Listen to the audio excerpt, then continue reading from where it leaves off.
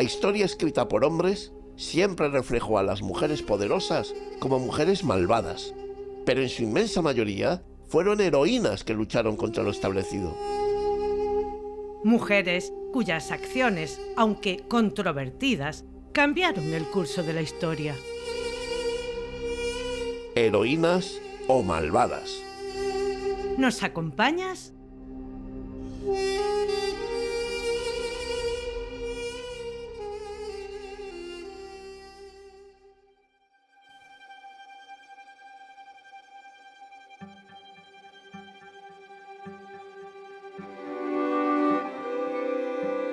Isabel Zendal.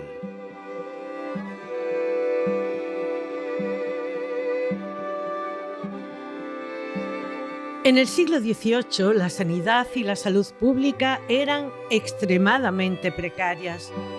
La medicina todavía estaba dominada por teorías antiguas, sobre todo la de los humores, heredada de Hipócrates y Galeno, y apenas se comprendía cómo se transmitían las enfermedades. No existía la teoría microbiana. Nadie sabía aún que virus y bacterias fueran agentes infecciosos. Las ciudades europeas crecían rápido y de forma caótica. Calles llenas de barro, estiércol y residuos. Agua potable contaminada, ausencia de alcantarillado, hacinamiento en barrios pobres. Los hospitales, más parecidos a hospicios que a centros de curación, podían incluso empeorar las posibilidades de supervivencia, ya que se mezclaban enfermos de distintas dolencias. Las operaciones se hacían sin anestesia ni antisepsia y la mortalidad era altísima. La medicina estaba muy limitada.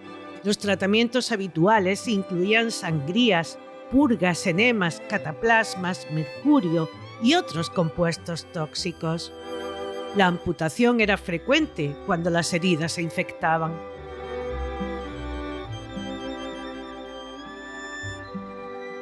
Aunque entonces no se conocía el concepto de virus, varias enfermedades de este tipo eran devastadoras. El sarampión, la fiebre amarilla y la gripe causaban una gran mortalidad, pero la viruela estaba considerada la peor de ellas por ser muy contagiosa y provocar una mortalidad de unas 400.000 personas al año en Europa, atacando principalmente a los y las niñas, que podían llegar a alcanzar el 50%, y entre un 20 y un 30% a la población general.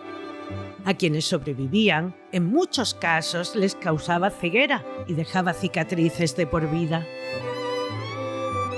Una gran parte de la población acababa infectándose alguna vez. Quienes sobrevivían quedaban inmunizados, pero nadie sabía por qué. En América, tras la llegada europea, la viruela había causado auténticos colapsos demográficos y seguía siendo devastadora en este momento. En China, India y en el Imperio Otomano existía un método consistente en infectar intencionadamente a personas sanas con material de pústulas de viruela benigna para provocar así una forma de leve enfermedad y generar inmunidad. Lady Mary Wortley Montagu, entre 1716 y 1718, acompañó a su esposo como embajador británico en Constantinopla, donde contrajo la enfermedad. Tras sobrevivir y perder a algunos familiares por esta causa, decidió promover el método en Inglaterra. A su regreso, en 1721, hizo variolizar a su hijo públicamente, causando una enorme controversia. Muchos médicos y religiosos lo consideraban antinatural, peligroso e incluso una interferencia con la voluntad divina, pero los resultados empezaron a convencer a parte de la sociedad.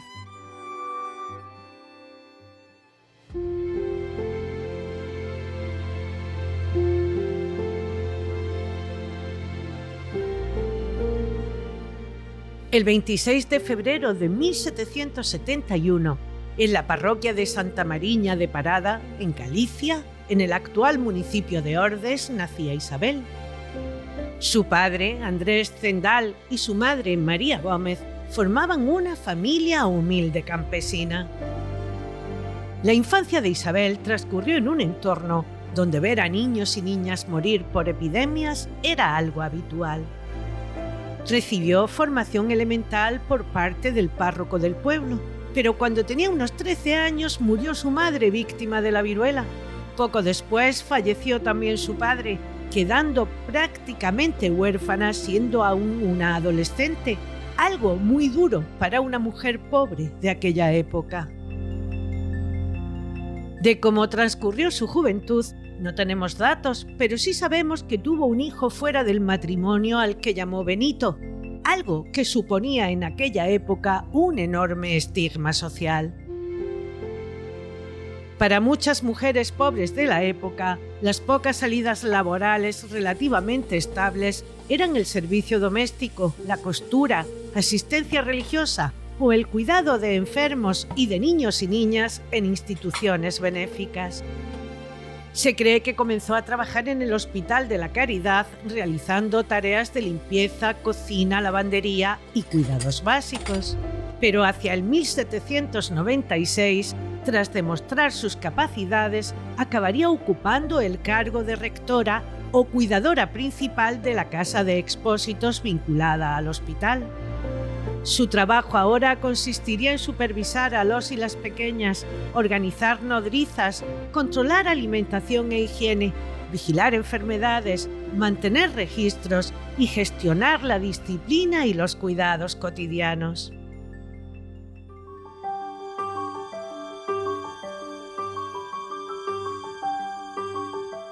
Este mismo año, Edward Jenner, médico y científico inglés que había oído hablar de una creencia popular entre las ordeñadoras que decía que quienes contraían la viruela vacuna, una enfermedad leve del ganado que producía lesiones pequeñas en las manos de las personas que ordeñaban vacas, nunca padecían la viruela humana. Para comprobar si esto realmente era efectivo, tomó material de las lesiones de una lechera y se lo inoculó a James Fife, un niño de 8 años que enfermó levemente pero se recuperó, exponiéndolo a continuación a la viruela humana, comprobando que no enfermó. La infección leve protegía contra la enfermedad mortal.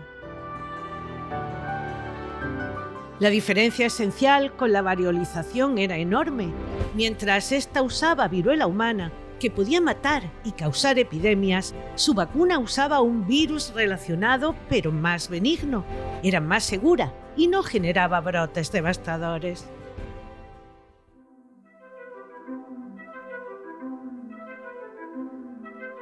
En estos años, varios miembros de la corte española y de la familia borbónica habían sufrido la enfermedad.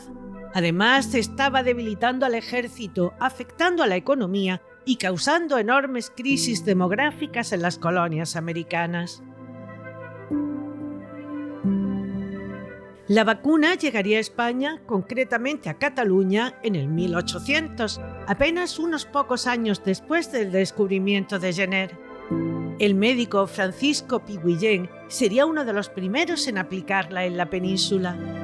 Las primeras vacunaciones experimentales se llevarían a cabo en zonas como Puigcerdá y Barcelona. Desde allí la práctica se fue extendiendo lentamente a otras regiones. En 1803, Francisco Javier Balmis, médico personal principal de Carlos IV de España, que había perdido a su hija, la infanta María Teresa, a causa de la enfermedad y con el que mantenía una relación muy estrecha, sería uno de los grandes defensores de la vacuna de Jenner. Estaba convencido de que podía transformar la salud pública. Cuando Balmis le propuso al rey llevar a cabo una campaña masiva de vacunación, este aprobó oficialmente el plan. Puso dinero del Estado, facilitó barcos, autoridades coloniales, médicos y el apoyo administrativo. Balmis fue el gran impulsor científico y organizador, y Carlos IV el patrocinador político indispensable. La idea central de Francisco Javier Balmis era crear un sistema capaz de transportar la vacuna viva, distribuirla por todo el imperio, enseñar cómo usarla y mantener campañas permanentes, incluso después de que la expedición se marchara.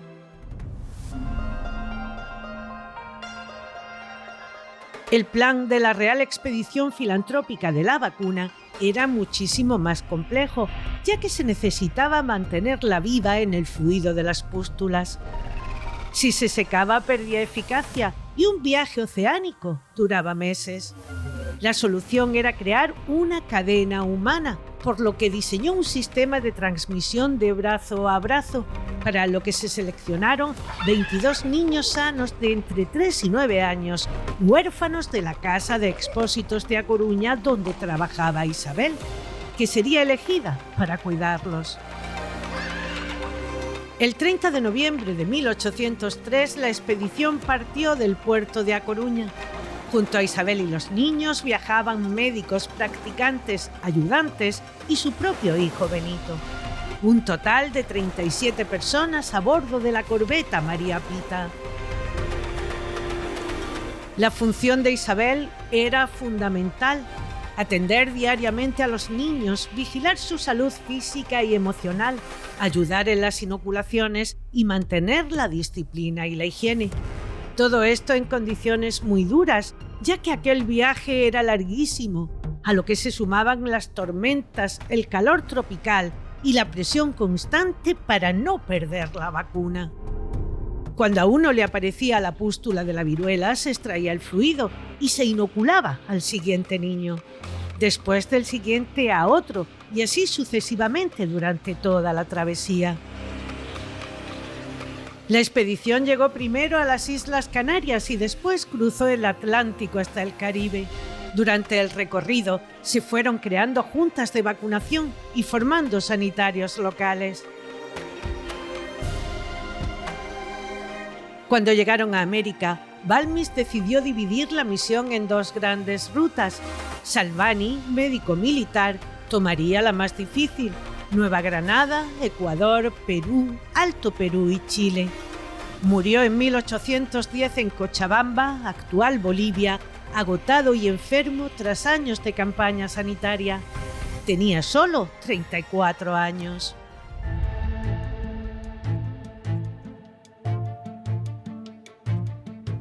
El doctor Balmis e Isabel continuaron hacia México. En la fase final quedaban unos 9 niños, ya que parte de ellos se habían quedado en Puerto Rico, otros en Venezuela y Cuba, y algunos se incorporaron o fueron sustituidos en distintos puntos para mantener la vacuna activa.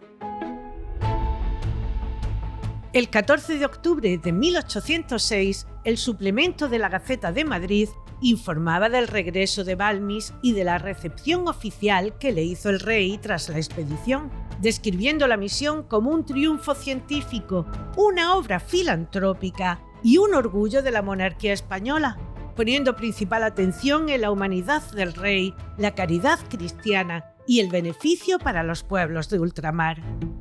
Isabel apenas recibió protagonismo público, aunque sí lo tuvo por parte de Balmis, que desde Macao, en China, realizaría un informe en el que con un tono extraordinariamente elogioso diría: la mísera rectora, que con el excesivo trabajo y rigor de los diferentes climas que hemos recorrido perdió enteramente su salud, infatigable noche y día, ha derramado todas las ternuras de la más sensible madre sobre los 26 angelitos que tiene a su cuidado. Isabel no regresó a España. Se cree que permaneció en Nueva España, actual México, durante años junto a su hijo. Su rastro documental posterior es bastante difuso, algo común en mujeres no aristocráticas de aquella época, ayudado también en parte por las distintas formas de llamarla. En algunos documentos la encontramos como Zendal, pero en otros aparece como Zindala o Sendales, entre otros. Algunos estudios sitúan su fallecimiento en Puebla de Los Ángeles o en Ciudad de México, pero los datos no son concluyentes. Los especialistas en historia médica mexicana suelen valorar muchísimo la expedición, ya que tuvo un impacto real en la salud pública novohispana, en la que Isabel aparece como la dimensión humana de esta. Donde más se le reconoce es dentro de los ámbitos de la enfermería, la salud pública y la historia sanitaria. Hasta hace relativamente pocos años, para la inmensa mayoría, ha sido una desconocida. Hoy sí se le reconoce como la primera enfermera en misión sanitaria internacional y pionera de la enfermería humanitaria, siendo reconocida como tal por la Organización Mundial de la Salud, que daría por erradicada la enfermedad en 1980. Mientras que a Balmis se le reconoce su labor científica y a Salvani su sacrificio extremo, ella es la parte silenciosa de la historia. Pero sin sus cuidados, la gran hazaña médica probablemente no habría sido posible. Isabel Zendal representa la enfermería temprana y el trabajo asistencial y es un ejemplo más de cómo la ciencia ha invisibilizado a las mujeres. La viruela tardó casi 2 siglos más en desaparecer, pero la victoria comenzó allí, en un barco lleno de niños cruzando el Atlántico y con una mujer a su cargo que entregó lo mejor de ella como legado a la humanidad. Isabel Zendal desapareció de los grandes relatos de la historia, pero su huella permanece en cada vacuna que ha salvado una vida.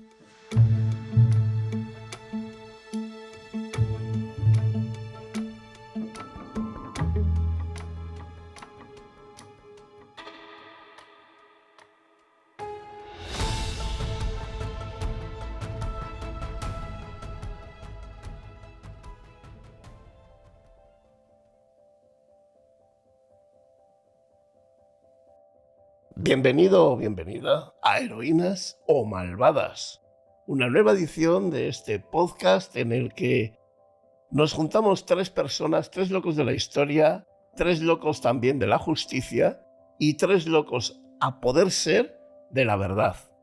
Muy buenas, Chus, ¿qué tal estás? Muy buenas, Iñaki, y muy buenas, Toñi. Pues muy bien, deseando atacar este tema, empezar a hablar de la heroína o malvada que tenemos hoy. Sí, señor, sí, señor. Bueno, como ya hemos escuchado la intro histórica, hoy es una heroína o malvada asombrosa. Y ahí lo dejo. Toñi Martínez, muy buenas, ¿qué tal? Muy buenas, queridos míos. Pues muy bien, aquí dispuesta a hablar de esta mujer que yo no sé vosotros, pero yo tengo conocimiento de que existió hace relativamente poco tiempo, ¿eh? Muy poquito tiempo. Yo es que no sé si no hace 2 años o así que empecé a escuchar de ella, ¿eh? Bueno, yo hace algo más, en concreto, cuando se decidió ponerle su nombre a un hospital de pandemias que, dicho sea de paso, bajo mi punto de vista, casi que después del uso que se le da a es más un insulto hacia su persona que un reconocimiento. De algo parecido también lo escuché yo también. Sí, ahí conocí. Veo que no estoy solo en ese pensamiento. Claro, es que es como entregar una caja vacía. O sea, yo te hago un regalo de cumpleaños y te entrego una caja vacía. Pues poca gracia y poco chiste tiene la cosa. Creo que la inmensa mayoría de las personas realmente fuera del ámbito de la medicina y de la enfermería y de estas cosas, estábamos completamente ajenos a quién era esta mujer. Y claro, cuando te pones a investigar y a escarbar entre la historia, pues descubres a una pedazo de personaje que gracias a ella, pues a día de hoy se han conseguido muchas cosas, porque sí que es verdad que aunque ella no inventara la vacuna, porque aunque sí que es verdad que ella no fuera la que promoviera la idea de hacer esa primera vacunación masiva, yo creo que en cualquier cabeza cabe claramente la idea de que si ella no hubiera estado ahí, si ella no se hubiera ocupado de esas 20 criaturas que viajaron en el barco, de asistirlas tanto físicamente como emocionalmente, estamos hablando de criaturitas muy pequeñas, entre 3 y 9 años, creo recordar. Además, ella también cuidaba de que esa cadena no se perdiese, de que esos 2 niños a los que se le iba poniendo el virus pudieran ir tirando hacia adelante bien y que no se secara, que no se contaminara. Bueno, Chus, tú de esto seguro que sabes mucho más que nosotros, porque hoy estamos hablando de un tema que es tu día a día, que en realidad es tu profesión. Me toca más de cerca, sí. Y bueno, tengo que decir que ya no lleva hace bastante tiempo que no hago nada así experimental, no trasteo, no cacharreo que llamamos en el argot. Pero sí que me gustó mucho elegir este tema también porque se conoce poco muchas veces la importancia que tiene la ciencia, la importancia que tiene el conocimiento en la historia. Cada avance científico, bueno, en el día a día lo tenemos y no nos damos cuenta, ¿no? Y sí que es verdad que fue un trabajo, yo siempre me gusta puntualizar medio en broma, pero al final es muy en serio, cuando hablamos de historia y hablamos de que tal rey hizo algo, tal noble decidió hacer algo, o tal otro, y en realidad no estamos diciendo que fueron personas que, por orden de este rey o financiados por este rey, hicieron una serie de cosas. Y en el caso de Isabel Zendal ha sido clave. Bueno, ¿cuántas personas en la historia han contribuido a que sin su participación no se habría hecho muchas de las cosas de las que hablamos? Y eso también me ha gustado que lo tengamos en cuenta. Bueno, la verdad es que yo, en este caso, en el que estamos tratando de una persona que realmente no es el centro de la acción, pero que es vital para que esa acción tenga lugar. Es decir, los niños, que son como si dijéramos las incubadoras del virus, porque al final es lo que fueron. Claro, no solamente es inocular la enfermedad y, bueno, pues que tire millas, sino que esos niños, tanto los que están ya inoculados como los que quedan por inocular, porque esto fue como una escalera, tú tienes que tenerlos con salud, y no solamente salud física, sino salud mental. Luego, esta mujer, para mí, fue una pionera, no solamente en cuidar los niños, sino en cuidarlos de tal forma que sirvan al proyecto que se quería lograr, ¿no? Que era llevar cepas del virus pues en condiciones como para que luego pues se pueda trabajar con ellos. Entonces, para mí lo que me parece más asombroso de todo es que se consiga poder llevar ese virus en todo ese viaje, que no es hacer el viaje ahora, no es meterte en un barco e irte ahora a Hispanoamérica, no, esto son hace años y había tormentas y había enfermedades y falta de alimento, frío, humedad, y son niños además que son muy pequeños. Entonces, esa mujer tiene un valor impresionante, que además también entiendo, pensando un poco en cómo iría el viaje, porque eran viajes largos, que tampoco, pues no sería fácil estar en un barco con marineros, y no es como ahora, no te metes en tu camarote y ya está. Allí es más salvaje todo, ¿no? Y entonces es realmente, para mí me parece realmente difícil lo que consiguió esta mujer, pero muy difícil. Es un momento en el que no le puedes dar a esos niños una tablet para que se calmen. Claro. Bueno, es otro totalmente diferente. Claro, ni seguramente un parque para que jueguen, ni nada de nada. Ni pensarían, me parece una tontería, pero ni pensarían a lo mejor en llevarles juguetes o cosas así. A lo mejor sí, no lo sé, no estuve allí. Pero es que cada vez que hablamos de cuidados, cada vez que hablamos de hospicios, orfanatos, escuelas, todo esto, incluso hoy en día, tengamos en cuenta que en las familias en las que tenemos 1, 2, 3, máximo 4 niños y vamos loquísimos, hay personas que viven, que su profesión es tener a 25, que cada uno es de su padre y de su madre y tienen que tirarlos para adelante. O sea que ese trabajo ya de por sí ya me parece más que encomiable. Y tiene que cumplir unos objetivos que son extraños para ella, porque su trabajo es otro. Pero ella tiene que conseguir llevar a todos esos niños en perfecto estado para que sirva para el proyecto. Es que es muy complicado, y además lo que tendría que aprender de todo lo que tenía que hacer, porque claro, es que no sé, yo me imagino a esta mujer saliendo del puerto y la miro así y digo, no sabe la pobre a lo que se va a tener que enfrentar. Bueno, no solamente no hemos tenido conocimientos de quién era Isabel, sino que en muchos casos no hemos ni siquiera conocido ese plan de vacunación internacional, porque realmente fue un plan de vacunación masivo a nivel internacional hasta también hace relativamente poco. Claro, ¿qué sucede? Pues que esto ocurre en un tiempo en el que España pues está regulinchi, vamos a decirlo así. Como siempre.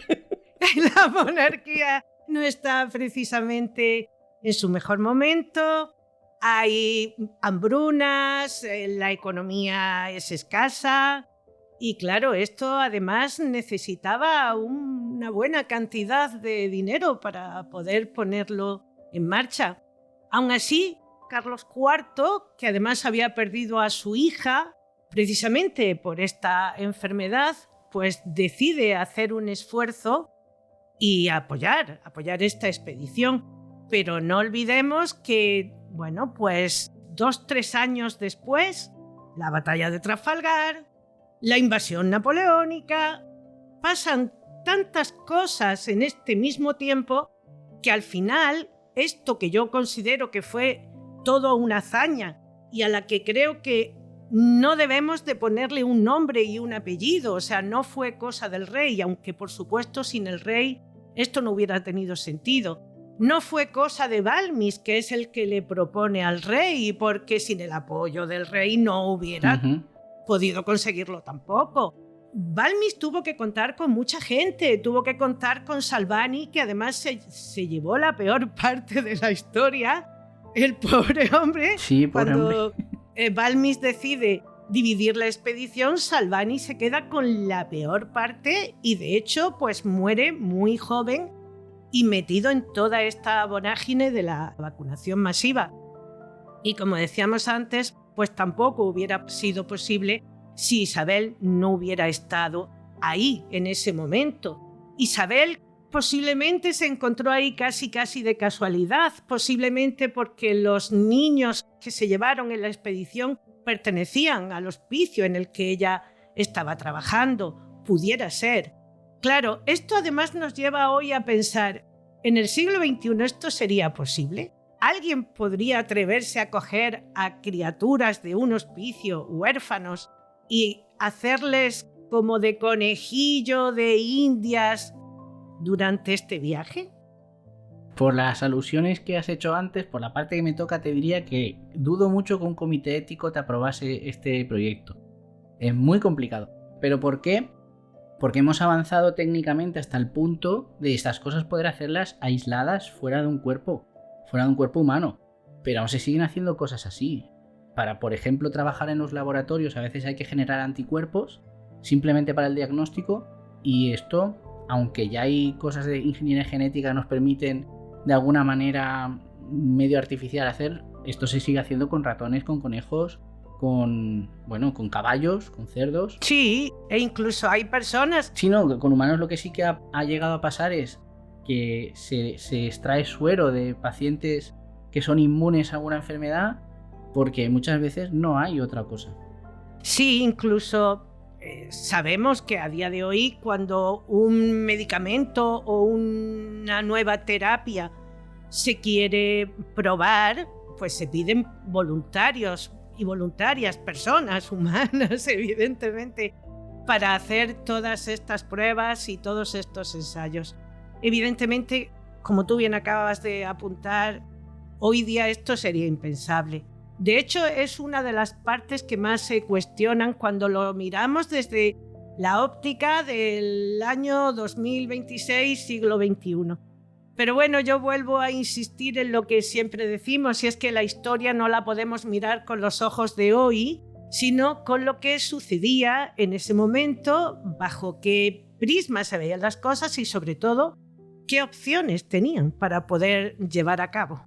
Bueno, es que nuestra óptica es muy cómoda, pero es lo que tú comentabas en la introducción, es que estamos hablando de un momento en que la medicina más puntera no había evolucionado mucho más de lo que se conocía en la antigua Grecia, no mucho más. Entonces, por un lado, la formación que tuvo que tener ya no solo Isabel Zendal, cualquier persona que en aquel momento, porque luego llegaron, esto no fue un viaje en barco de llegar y ya hemos llegado. Y hubo muchas escalas, mucho trabajo. Cualquier persona que se expusiera a aquello tenía una formación poco más pues no sé, como de... Es que los barberos eran los cirujanos en aquel momento también. Sí. Era una época de sangrías, purgas y cataplasmas, como tú misma has dicho. Teniendo eso, el hecho de llevar a una persona inmunizada a otro lugar, a otro país, y que inmunizase a otra persona, eso era una tecnología punta, realmente. Claro que hoy en día nos parece un horror, pero es que, claro, porque tenemos la comodidad de que nos lo dan todo hecho. Sí, podemos verlo desde el punto de vista que es un horror y de hecho hay mucha gente porque, bueno, yo he estado viendo conferencias y cosas de este tipo y hay quien se horroriza, pero es que no había otra, como tú bien acabas de apuntar, es que era o esto o nada. Y evidentemente yo creo que está más que justificado por toda la cantidad de vidas que consiguió salvar. En la población infantil el 50% morían, pero es que los adultos alrededor de un 30% también morían. Es que en un año podía haber 400, 500.000 personas que habían sucumbido debido a la enfermedad. Es que hace años, lo que hoy llamamos COVID, hace años había muchos COVID. Había un montón de enfermedades que te podían llevar a la tumba. Y hasta teníamos o pensaban de manera que el morir por una enfermedad era algo como de lo más normal. Tuvieras la edad que tuvieras, porque es lo que tocaba. Pillabas la gripe y en muchos casos te llevaba por delante. La gente que se escandaliza, porque es que han usado 20 y tantos niños de un orfanato y se lo han llevado. Se escandalizan con eso, pero no te escandalizas con la de niños y mayores que están muriendo al otro lado del charco. Hay que saber dónde está uno. Sí que a día de hoy sería algo pues que nos chocaría mucho, evidentemente, pero es que el bien que vas a hacer, pues es que paga por mucho el esfuerzo que hay que llevar. Y el esfuerzo es grande, porque yo me imagino a esos niños contagiados, otros sin contagiar, y de repente, claro, ¿qué es lo que hace un niño en cuanto le pica algo? Por rascarse. Y eso es lo que no le podías permitir, porque si se rascaba, fastidiaba la pústula que tenía aquí y se te había ido la transmisión a tomar por saco. Entonces, hay muchas cosas que ese viaje, si nos ponemos a pensar, son muy complicadas de llevar. Esta mujer tuvo que trabajar lo que no está escrito, porque recuerdo cuando yo tenía 9 años, 10 años, 15 años, y veía una bata blanca y me ponía a temblar. 22 niños en un barco, que encima vienen de donde vienen. Pues cuando uno le entrara algo de miedo, los otros 20 y tantos acabarían todos gritando, llorando, y esta mujer tenía que tenerlos a todos tranquilos y serenos. Es que me parece algo increíble. O sea, que esta mujer no llevara 20 o 25 personas con ella para que la ayudaran, es que me parece algo que dices, joder, no sé, le tocó la mujer de la varita, porque es que es increíble. Porque además, no solamente está el primer viaje, es que luego hay un siguiente viaje a Filipinas, con más niños. Lo que sorprende es que no se tirara alguno por la borda. No, claro, totalmente normal. Es que sería, yo me imagino a uno que le pica, el otro que quiere saber por qué le pica, el otro que está aburrido y que no sabe dónde ir, y luego 10 o 12 que están quietos, parados, en una esquinita, mirando así, asustados de todo. Y a todos esos, ponles a la noche una tormenta. Me gustaría saber cómo se gestionó aquello. Me gustaría ver aquello por un agujero, porque evidentemente la gestión emocional y la aproximación sociocultural que tenemos hoy en día no es la misma.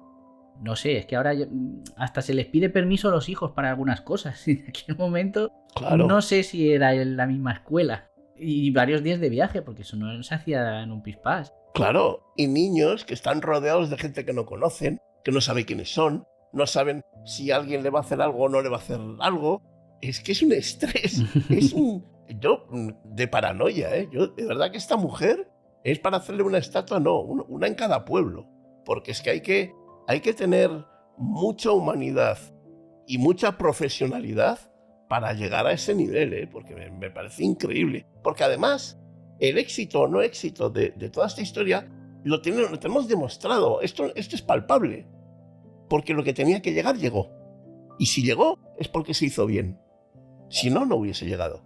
Sí, pero fijaos que nadie reconoció esto en Isabel porque, entre otras cosas, los cuidados no se consideraban algo digno de reconocimiento, que Balmis, que es el único que dice algo agradable acerca de ella, no es que los demás dijeran cosas desagradables, es que directamente no dijeron nada, pero bueno, el único que de alguna manera pone de manifiesto su trabajo es él cuando dice que ha dejado su salud y que ha cuidado de esos niños como si fuera una verdadera, una auténtica madre.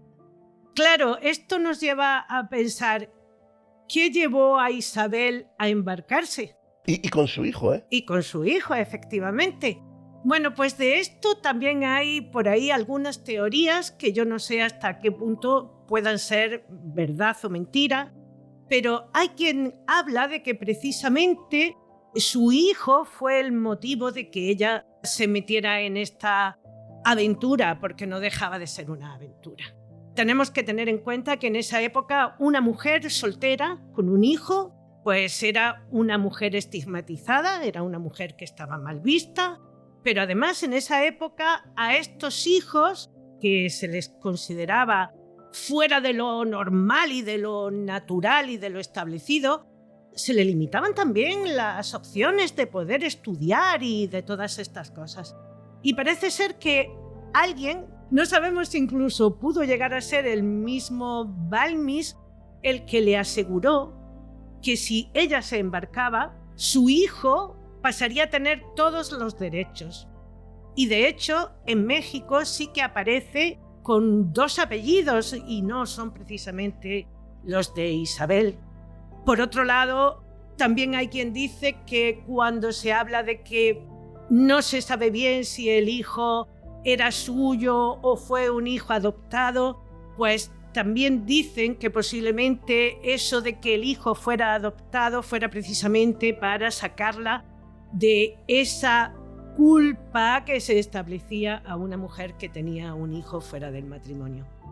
Y que todos estos motivos fueran los que dieran lugar a que Isabel se embarcara con su hijo y, de hecho, se quedó en México. Ella no volvió nunca más a España, ni su hijo tampoco, ni los chiquillos que participaron en la expedición, ninguno volvió. El único que regresó fue Balmis, porque Salvini, como acabamos de decir, también se quedó en el viaje el hombre. Y bueno, hasta incluso la Gaceta de Madrid se hizo eco en su momento de la llegada de un héroe, pero un héroe en solitario, porque de Isabel nunca se habla y nunca se le reconoce. Quizá también por aquello de que los cuidados siempre han estado ligados a las mujeres, no como un mérito, sino casi como una obligación. Las mujeres... Algo que se da por descontado. Claro, las mujeres tenemos que ser las cuidadoras, sí o sí, y esto pues no conlleva ningún mérito, sino pues simplemente el cumplimiento de lo que tu rol establece. Y es que como mujer, pues eres una cuidadora. No estamos haciendo mención, pero pasaba con esto como con todo. Si en el barco había cocineras, los marineros, los que se encargaban de la reparación, la limpieza, todo esto pasa igual siempre. El héroe fue Balmis y los demás no hicieron nada, ni los niños. Los niños pasaron completamente desapercibidos. Como claro, eran huérfanos... completamente desapercibidos. De todas maneras, fijaros que a mí me ha llamado mucho la atención toda la cantidad de personas importantes que murieron a consecuencia de la viruela, lo cual quiere decir que la enfermedad no distingue, o por lo menos en esa época no distinguía entre ricos y pobres, porque sí que es verdad que a día de hoy, si tienes dinero, tienes bastantes más posibilidades de escapar bien que si no los tienes. Pero, por ejemplo, Luis I de España pues murió con 17 años, María II de Inglaterra, José I de Habsburgo, Pedro II de Rusia, Luis XV de Francia y otros famosos que estuvieron afectados fueron Isabel I de Inglaterra, Catalina II de Rusia. Entre gente así famosa que no fueron de la realeza, pues Mozart, George Washington, Abraham Lincoln.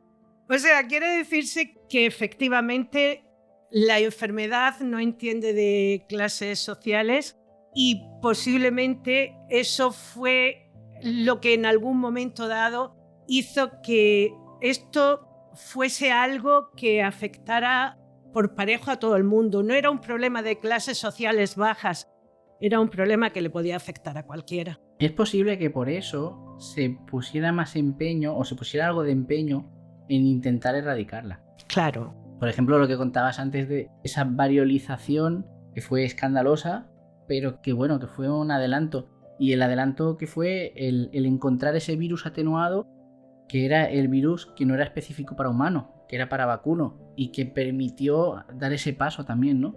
Y los ojos de quien pudo costear todo esto y llevarlo adelante estaban puestos en la viruela precisamente por su alta transmisibilidad. No sé hasta qué punto se hicieron, porque no los he leído, los estudios de prevalencia, los estudios de todo esto, cuando después de la expedición y después de los años, o sea, quiero decir, no sé si se hicieron números, si se hicieron estadísticas, hasta qué punto lo llevaron, pero sí que podemos saber que la incidencia de la viruela fue decreciendo con el tiempo, a nivel global, a nivel mundial. No me gusta entrar en esta polémica que siempre me ha parecido absurda, pero cuando alguien dijo que los españoles han traído aquí la muerte con la viruela, siempre se da a entender de que era una de las armas que llevaban para acabar con esa gente y provocar un genocidio. No voy a negar que hubo genocidios, pero el hecho de usar la viruela cuando nadie sabía por qué la tenía, a quién le tocaba, cuándo la iba a desarrollar, ni cuándo no, aunque es que no se sabía ni lo que era un virus. Lo único que se sabía era que si estabas al lado de alguien podías infectarte o no. Bueno, pues eso fue mucho por desconocimiento, pero también hay que decir que cuando ya se conocía y cuando ya se supo cómo trabajar con ella, lo primero que se hizo fue vamos a intentar erradicarla. Eso lo hicimos los españoles porque en todo ese proceso de saber y de conocer he podido descubrir que los ingleses a los americanos del norte sí que les regalaban mantas y cosas infectadas para de esa manera acabar con ellos. A conciencia. A conciencia. Por eso no me gusta entrar en este tema, porque al final cuando se habla de la conquista y de todo lo que había en Mesoamérica y de Sudamérica, se transponen conceptos que sabemos que hubo en Norteamérica y que no fueron los españoles. Claro, pero está bien que lo pongamos sobre la mesa, porque al final los españoles cargamos con nuestras propias culpas, que evidentemente se cometieron muchas barbaridades. Que bastantes tenemos. Exacto. Pero es que además de eso cargamos con las culpas de otros. O sea, los españoles no usamos la viruela como un arma. Pero en cambio los ingleses y todos los que ocuparon la parte del norte del territorio del continente americano sí que lo hicieron.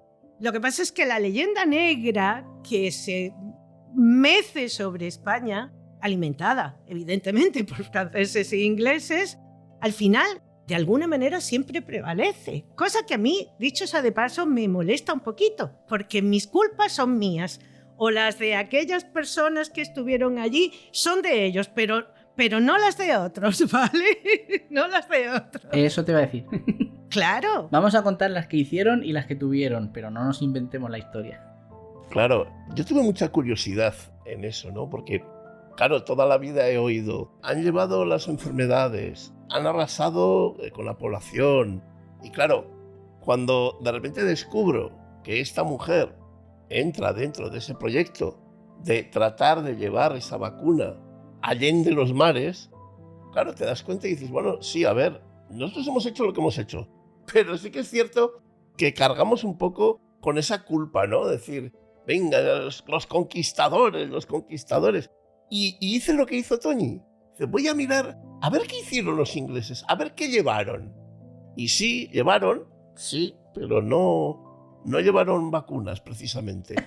Nosotros tenemos esa oscuridad que nos han puesto encima como conquistadores, toda Europa era nuestra y todo vamos a ver, y arrasamos con todos, pues ya nos hemos llevado las tortas de todo el mundo. Y cuando hemos dado una torta, hemos dado 17, porque hay 17 señores en 17 países distintos que dicen que hemos pegado. Que, vuelvo a repetir, hemos hecho lo que hemos hecho y es responsabilidad, llamémosle del país, de las personas de entonces X, pero hombre, no me cargue usted con lo que yo no he hecho. Y valore también que cuando yo he cogido y he tratado, porque claro, yo decía, pero vamos a ver, ¿cómo no vas a tratar bien a la gente, entre comillas, conquistada, si son un valor tuyo? Si eso es un valor tuyo, si son personas que van a trabajar para ti, que van a conseguir cosas para ti, que son los que crean población que sirve para que todo eso que tú tienes funcione, produzca, ¿cómo no vas a llevar la salud a esos sitios? Oye, pues no todos los países conquistadores han hecho eso. Y hombre, pues para una buena que hemos hecho, pues vamos a apuntarnos el tanto. Hay una cosa que estoy muy de acuerdo contigo, Iñaki, que siempre soy el tonto que puntualiza cuando hablamos en primera persona en hecho histórico de yo no estuve ahí, eso no lo hice yo, porque no nos vamos a colgar la medalla, pero sí que es verdad que la culpa sí nos cae a los que estamos hoy en día, o culpas y victorias y de todo. Inglaterra habla de lo que ha conseguido, Francia habla de lo que ha conseguido, en España hay quien a día de hoy se vanagloria de lo que hicieron los tercios cuando tú, Luis Enrique, no te has levantado del sofá, o sea, pero también de la parte mala también nos estamos llevando la culpa, con lo cual está bien que vengamos aquí a trazar esa línea. Y sí que es verdad, cuando se ha tenido conocimiento, se ha intentado hacer de otra manera. No voy a defender ni a unos ni a otros, pero sí que voy a decir que esa parte de la historia no la teníamos tan trabajada. Igual que ha dicho Toñi, no se ha hablado tanto de ese avance tecnológico, que eso sí que es verdad que lo tenemos incluso los propios españoles, nos gusta echarnos piedras al tejado y decir que aquí no se inventa nada, que aquí no somos buenos para nada, pero ese avance de la medicina, esos cambios en el higienismo, en el adelantar, aunque no se supiera lo que era una bacteria, aunque no se supiera lo que era un virus, ya sí que se hacían cosas, se hacían estudios epidemiológicos. De hecho, en España hay registros de localizar, por ejemplo, cuando en un barrio o en una ciudad había un brote de cólera, al final detectar que venía de una fuente en concreto, aislar la fuente literalmente de agua, quiero decir.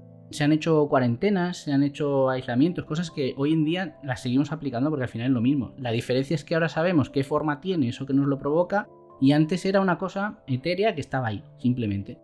Igual que se nos pegan palos por haber llevado la viruela, debería reconocerse que en la historia de la ciencia ha habido alguien que ha decidido intentar erradicarla.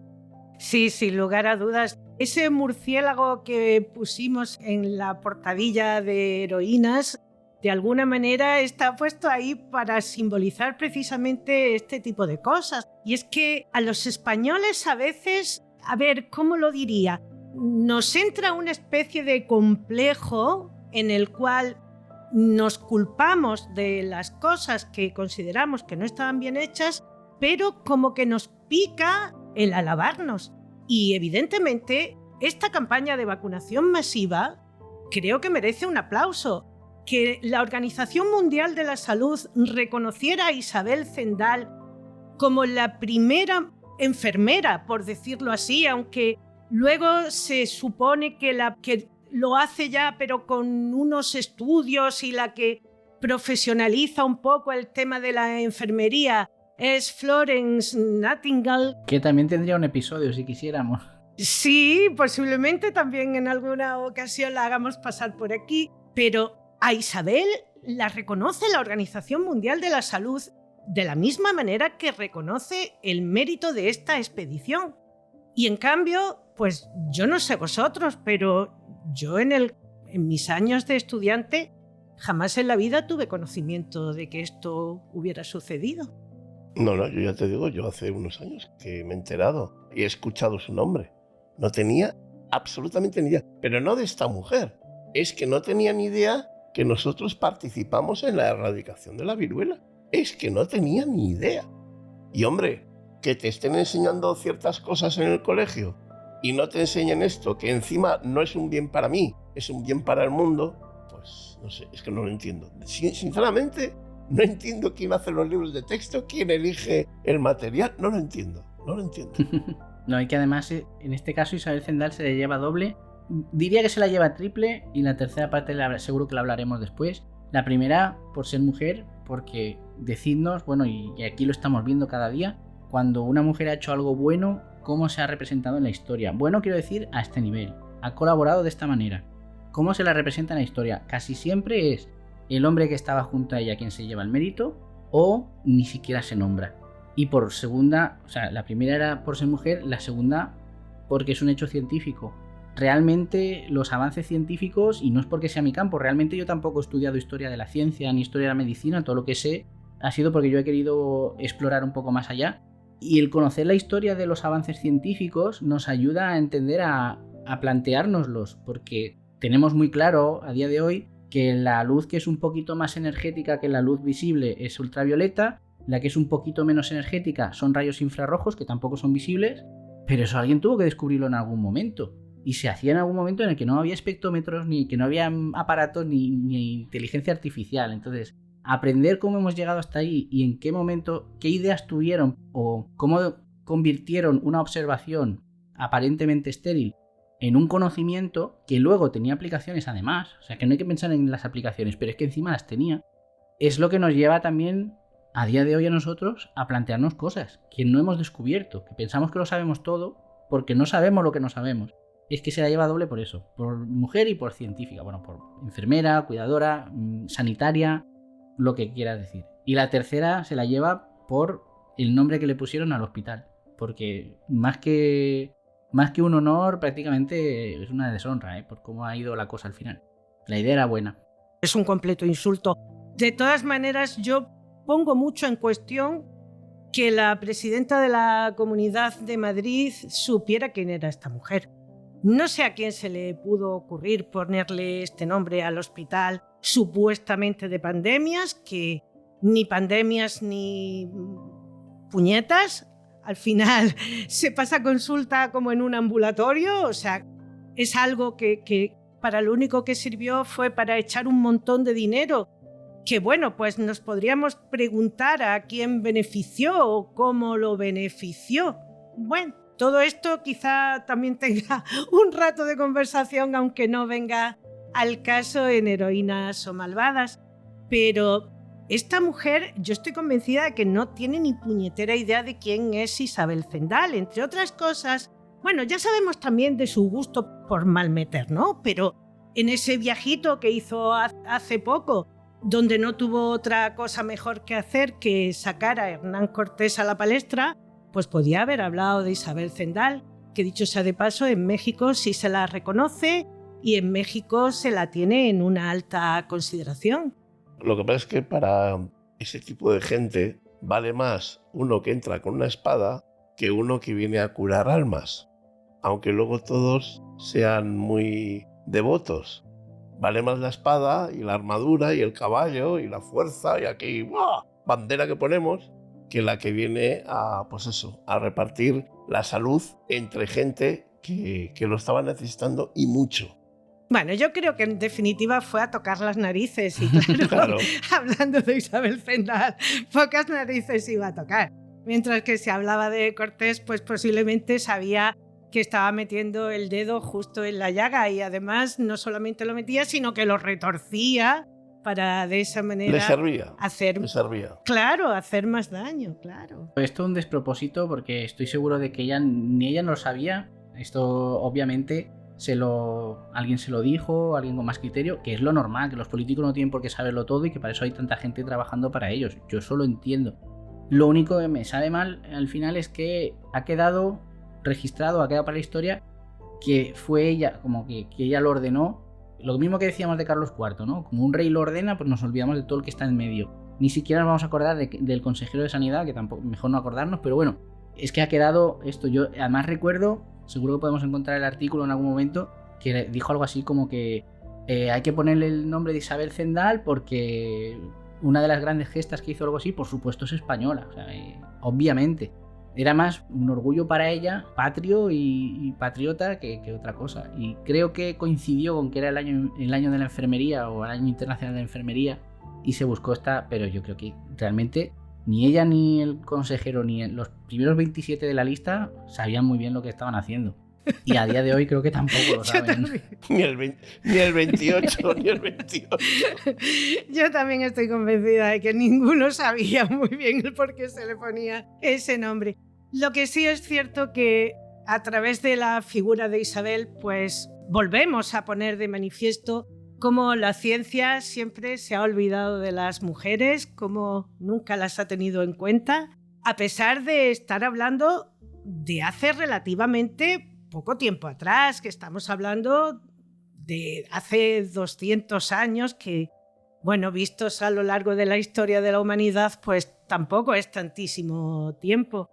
Pero incluso casi que a día de hoy a las mujeres se les sigue o se nos sigue cuestionando dependiendo de en qué sectores profesionales nos desenvolvamos, ¿no? Es como que las mujeres, pues el tema de la ciencia queda como lejos y nosotras, pues para lo único que seguimos sirviendo es para ser educadoras o para ser cuidadoras, pero poco más. Estamos viendo que hasta incluso en ciertos sectores o en ciertos segmentos, hasta incluso a mujeres que están muy bien posicionadas, su carrera profesional casi que se le usa más en detrimento que en beneficio.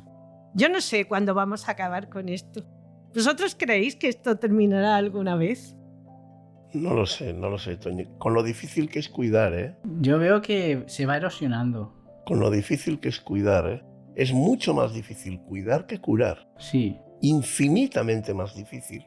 Y se valora lo que se valora.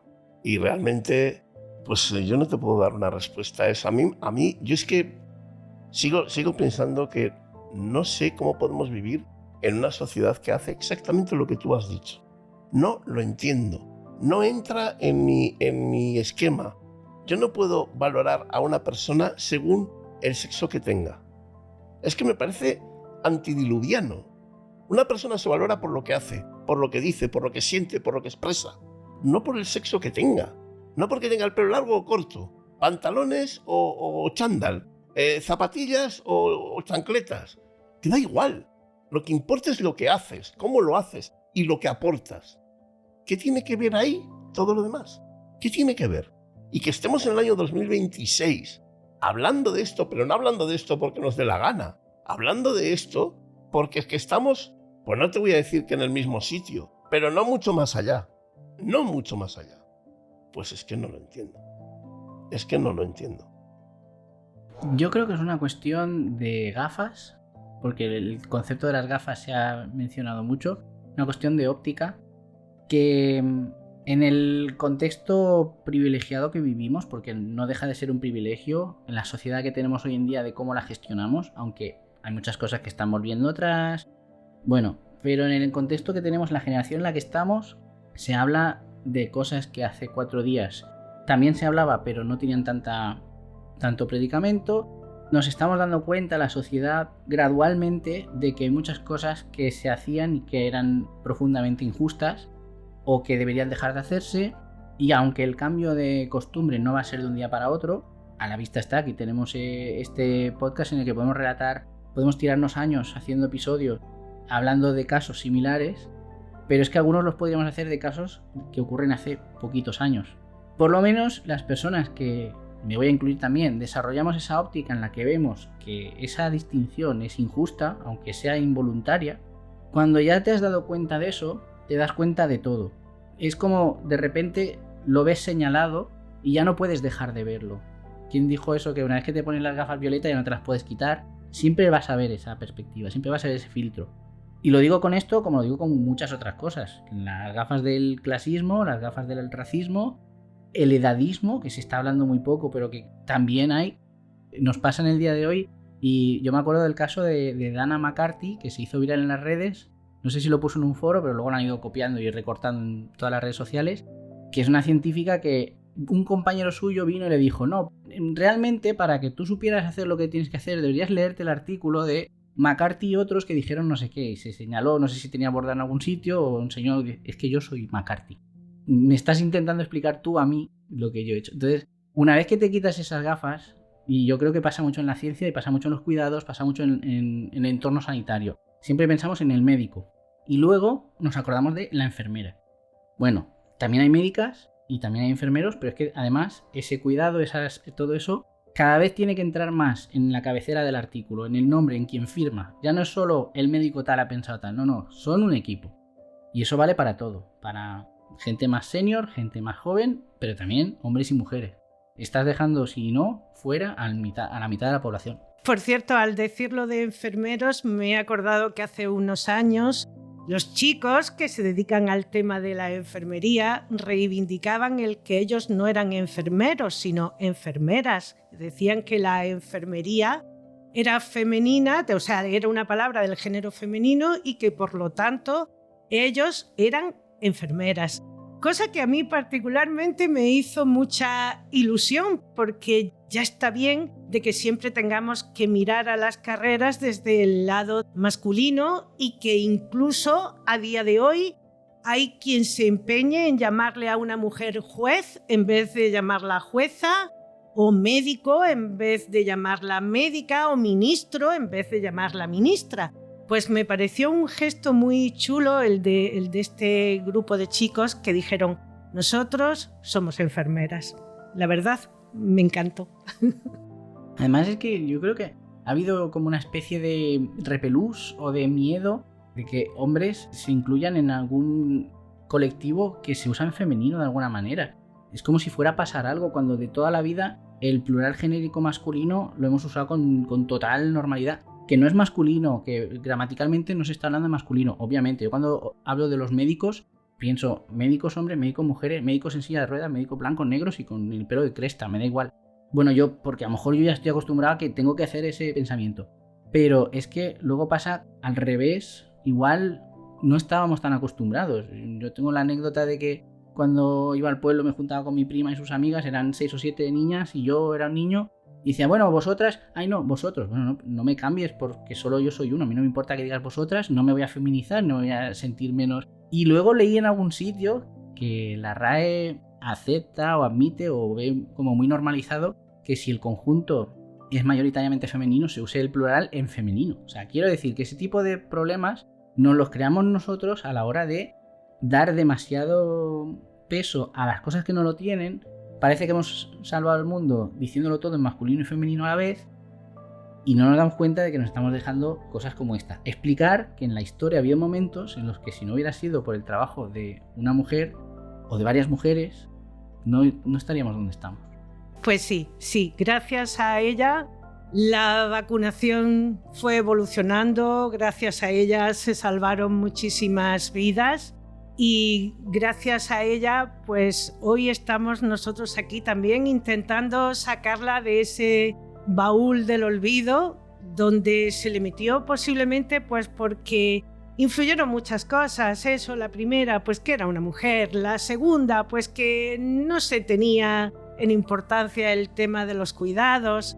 El hecho de que ella pues tampoco dejó escrito ningún tipo de memorias, no hizo artículos relacionados absolutamente con nada de lo que fue su labor, su trabajo, y al final pues nos hemos olvidado de ella.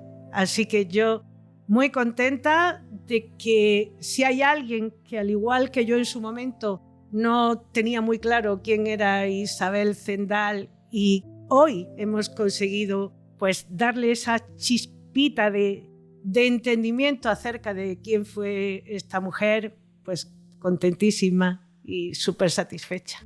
Pues yo, ahondando en lo que tú decías, Toñi, yo espero que a partir de ahora, personas, hombres, mujeres, me da igual, o marcianos, me da lo mismo, cuando lleven adelante una labor, fíjate, yo me estaba imaginando que Isabel quizás no ha escrito nada porque tampoco ella pensaba que podía escribir nada. Porque, como bien has dicho, el cuidar no era algo que se valorara como se puede valorar ahora, pues entonces quizá ella tampoco dijo, ¿qué voy a escribir? ¿Qué voy a poner? Si lo que he hecho no... La propia sociedad, el mundo en el que vives, te va marcando el camino. Y uno, aunque piense que es uno y que se sobrepone a todo, muchas veces la ola te pasa por encima y te va dirigiendo a ti también, ¿no? Y entonces pues terminas pues aceptando lo que todo el mundo te propone o te impone. Yo espero que a partir de ahora las personas valoren en su justa medida lo que hacen. Espero que el mundo cada vez esté más invadido por personas como Isabel Zendal, que no solamente es una persona que ha hecho bien su trabajo, se ha dado a una empresa que de verdad lo merecía, sino que además pone su esencia, va con su hijo. Es decir, no solamente es una persona que lleva una serie de niños al otro lado del charco porque es importante. No, es que ella también se implica. Y no se implica en un viaje, se implica en 2. Y encima, después, se queda viviendo en México, ya no vuelve a España. Encima lo paga, porque bien lo dicen, que, bueno, pues que tuvo problemas de salud debido a todos estos viajes que hizo. Joder, encontrarte una persona tan empática, porque una persona que cuida, como ha cuidado esta mujer, es empatía pura, y además encontrarte una persona que se dé a una causa tanto como Isabel Zendal, de verdad el mundo mejoraría mucho si tuviéramos muchas y muchos Isabel Zendal. Y espero que igual que vemos todo lo malo en la sociedad y vemos todo lo que está empeorando, los pasos que estamos dando para atrás, pues sirvan estos episodios para que también haya gente que dé un paso al frente y apoye, empuje y se dé en proyectos de este tipo, que seguro, por desgracia, pues vendrán más de uno y de 2 a lo largo del tiempo. Así que mi aplauso para Isabel Zendal y contentísimo de que hayamos podido tocar este tema y dar un poquito de luz a un personaje tan asombroso y tan fascinante. Yo me alegro que vivamos en un tiempo en el que podemos permitirnos, y además tenemos los recursos para hacer este repaso y para bueno, no sirve de nada porque los que han muerto, pero por lo menos les estamos dando un nombre o estamos dando un conocimiento, un reconocimiento de estas mujeres que han hecho tanto y que en su momento no se les ha reconocido. Bueno, por lo menos desde nuestro punto de vista, no ahondar en esa injusticia y no ahondar en ese anonimato inmerecido totalmente. Yo espero que en algún momento ese hospital que lleva su nombre realmente cumpla con el propósito y le haga honor y reconocimiento. Bueno, chicos, pues hasta aquí creo que le hemos dado un repasito a esta increíble mujer y nada, despedirnos con esa recomendación que yo siempre hago y que es la de que hay que cuidarse, hay que quererse y hay que aprovechar hasta el más mínimo segundo del día, porque cada segundo que pasa ya es irrecuperable. Un besito. Un beso, Agur. Hasta pronto.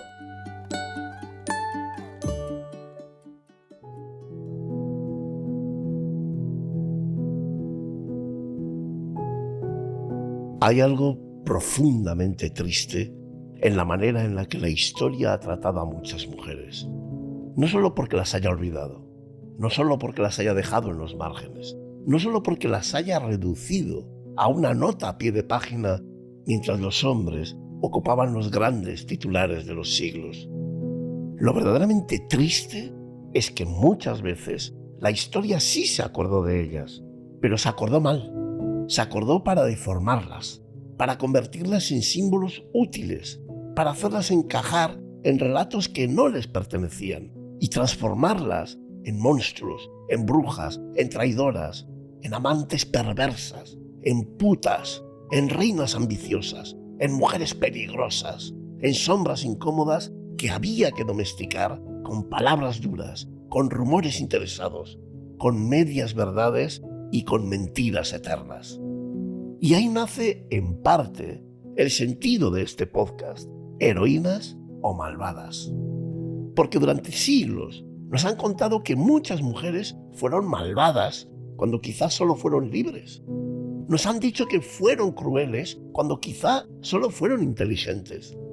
Nos han repetido una y otra vez que fueron manipuladoras, cuando quizá lo único que hicieron fue sobrevivir en un mundo donde el poder estaba escrito en masculino y donde cualquier mujer que pensara, decidiera, gobernara o deseara por sí misma, ya era vista como una amenaza.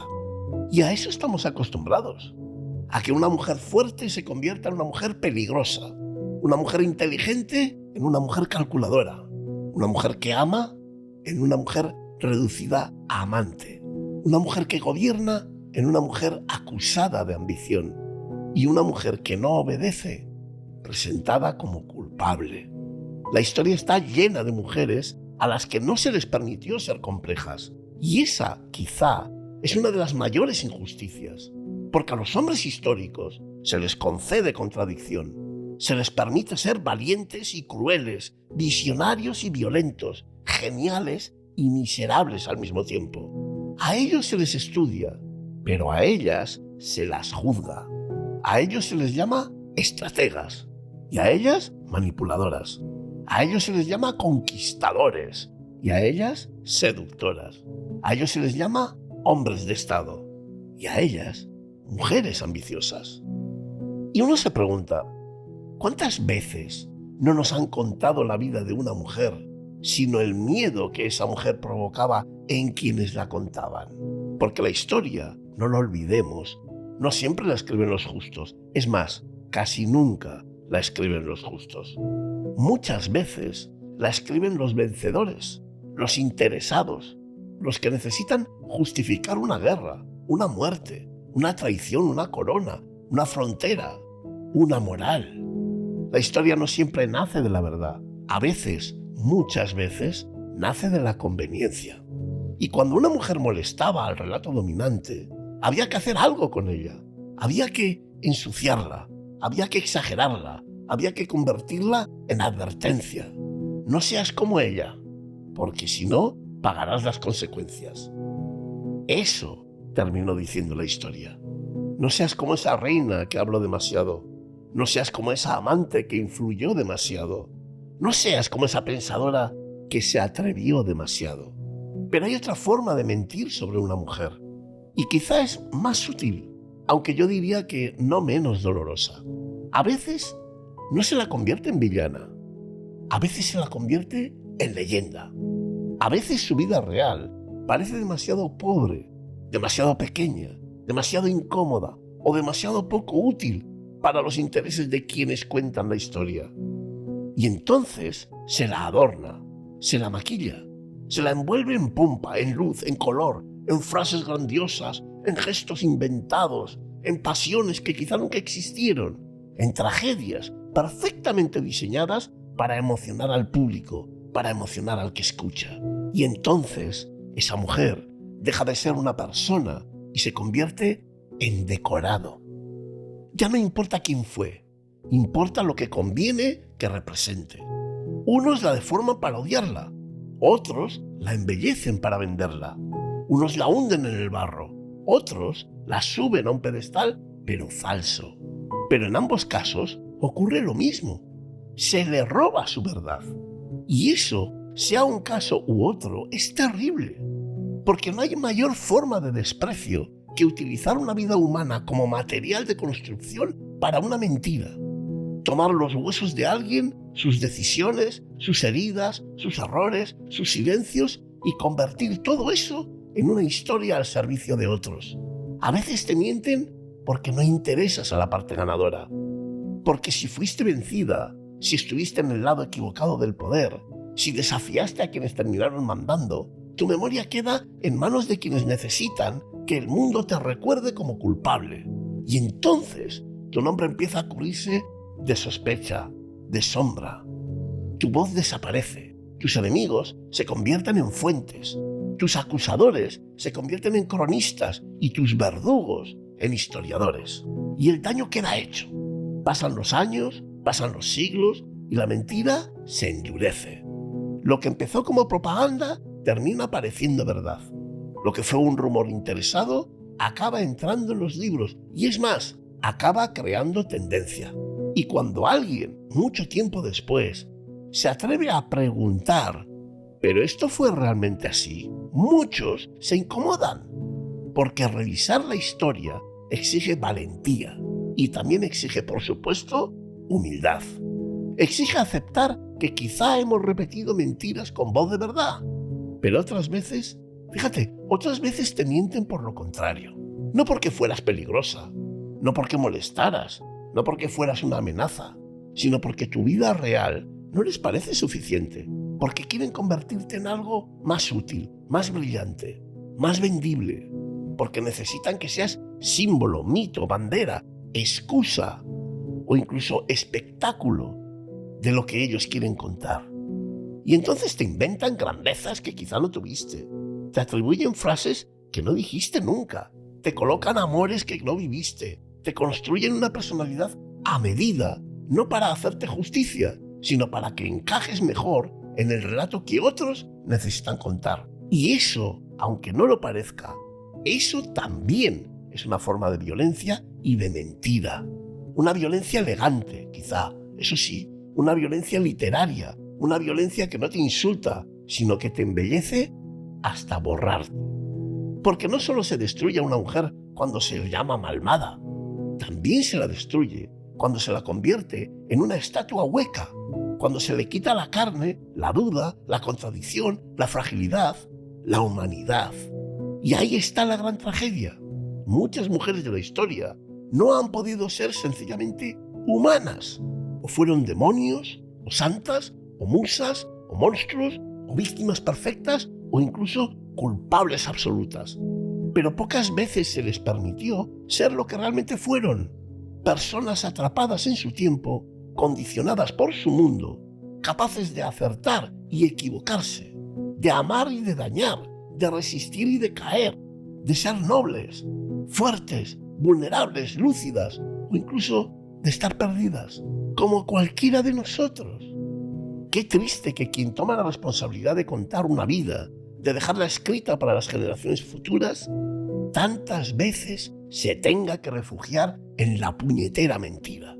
Qué triste que en lugar de buscar la verdad, busque utilidad, busque eficacia, que en lugar de comprender, condene, que en lugar de explicar, maquille, que en lugar de mirar de frente, fabrique un espejo deformado donde cada figura histórica devuelve exactamente la imagen que conviene al poder, a la moral y, por supuesto, a la ideología de su tiempo. Qué triste que la historia tantas veces no haya sido memoria, sino coartada. Porque la memoria debería ser un acto de justicia. Contar una vida debería ser una forma de respeto. Nombrar a alguien que ya no puede defenderse debería obligarnos a hacerlo con cuidado, con rigor, con pudor y hasta con una cierta reverencia ante lo que no sabemos. Pero no siempre ha sido así. Demasiadas veces la historia se ha escrito con prisa, con odio, con intereses, con miedo o con deseo de fabricar héroes y villanos. Y en ese reparto simplista, las mujeres han salido siempre perdiendo, una y otra vez. Cuando no se las borraba, se las deformaba. Cuando no se las callaba, se las hacía hablar con palabras ajenas. Incluso cuando no se las condenaba, se las convertía en adornos. Por eso necesitamos volver a sus nombres, a sus vidas, a las preguntas incómodas, a los documentos, a los silencios, a las contradicciones. Volver no para sacrificarlas, porque tampoco se trata de eso, sino para mirarlas con más justicia, con la realidad. Porque hacer justicia histórica no significa decir que todas fueron buenas, ni cambiar una mentira por otra. No es convertir a cada mujer vilipendiada en una heroína intachable.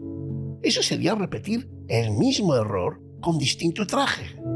Hacer justicia es algo bastante más difícil. Es aceptar la complejidad. Es preguntarse quién contó la historia y por qué. Es distinguir entre hechos y propaganda. Y es mirar las acusaciones con lupa. Pero incluso entonces hay que preguntarse, ¿no merecía esa mujer ser recordada tal como fue? ¿No era suficiente su verdad? ¿No nos vale la vida real que esa persona tuvo y preferimos llenarla de adornos y de mentiras, evidentemente, solo porque se ajusta más a nuestros fines? Tal vez esa sea la pregunta central. ¿Por qué nos cuesta tanto aceptar la verdad de una vida? ¿Por qué necesitamos convertir a las mujeres en símbolos antes que en seres humanos? ¿Por qué seguimos prefiriendo la leyenda cómoda a la realidad incómoda?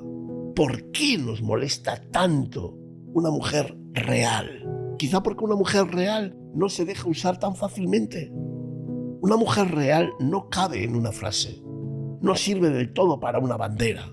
No se deja encerrar sin resistencia en el cajón de las buenas o de las malas. Una mujer real obliga a pensar. Y eso es lo que queremos hacer aquí. Pensar, dudar, revisar, escuchar lo que no nos contaron, mirar debajo del barniz, rascar la pintura dorada de los mitos y también el barro de las calumnias. Porque entre la santa y la bruja, entre la heroína y la malvada, entre la víctima y la culpable, quizá haya algo mucho más interesante. Una mujer de verdad. Y cuando encontramos a esa mujer de verdad, aunque sea entre ruinas, aunque sea entre documentos rotos, aunque sea entre versiones contradictorias, ocurre algo emocionante. De pronto, la historia deja de ser una vitrina fría y se convierte en una conversación con los muertos. Una conversación íntima, incómoda, pero absolutamente necesaria. Y entonces entendemos que rescatar una vida no es solo hablar del pasado, es hablar también de nosotros, de cómo juzgamos, de cómo creemos, de cómo repetimos lo que otros dijeron, de cómo seguimos necesitando culpables, mitos, villanas y santas para no enfrentarnos a la complejidad del mundo. Por eso, este podcast no busca únicamente contar historias de mujeres, busca hacer una pregunta más profunda. ¿Quién tuvo derecho a contar esas historias y qué hizo con ese derecho? Porque contar una vida es un poder enorme. Y cuando ese poder se usa mal, puede matar dos veces. Primero mata el cuerpo, si la historia terminó en tragedia. Y después mata la memoria, si la convierte en mentira. Nosotros queremos detenernos ahí, en esa segunda muerte, en ese lugar donde la verdad fue sustituida por una versión cómoda, donde una mujer fue condenada, exagerada, maquillada o convertida en herramienta de un relato ajeno. Y queremos decir, espera, volvamos a mirar, volvamos a preguntar y sobre todo, volvamos a escuchar. Tal vez no encontremos una verdad perfecta. La historia casi nunca nos concede ese regalo. Es muy difícil llegar hasta ahí. Pero sí podemos encontrar una verdad más honesta, más limpia, más humana. Y quizá, para empezar, eso baste. Quizá baste para devolverle a esas mujeres algo que les fue arrebatado durante demasiado tiempo. El derecho a no ser usadas, el derecho a no ser deformadas, a no ser recordadas únicamente como otros necesitaron que fueran. El derecho sencillamente a ser. Porque al final, detrás de cada historia tergiversada, detrás de cada mujer convertida en monstruo o en mito, hay una vida que pide ser mirada sin miedo. Y eso hacemos y eso seguiremos haciendo. Miraremos sin obedecer del todo a los vencedores, sin dejarnos seducir por las leyendas, sin comprar la mentira solo porque venga escrita con letra antigua y sin aceptar la calumnia solo porque haya sobrevivido durante muchos siglos. Porque la antigüedad de una mentira no la convierte en verdad. Y porque quizá, y solo quizá, algunas de las mujeres que nos enseñaron a temer, a despreciar o a compadecer, no necesitaban nuestro juicio, necesitaban nuestra atención, necesitaban nuestra escucha y necesitaban que alguien al fin se atreviera a decir, espera, tal vez no fue así, tal vez nos lo contaron mal. Firmado, el héroe que camina sentado.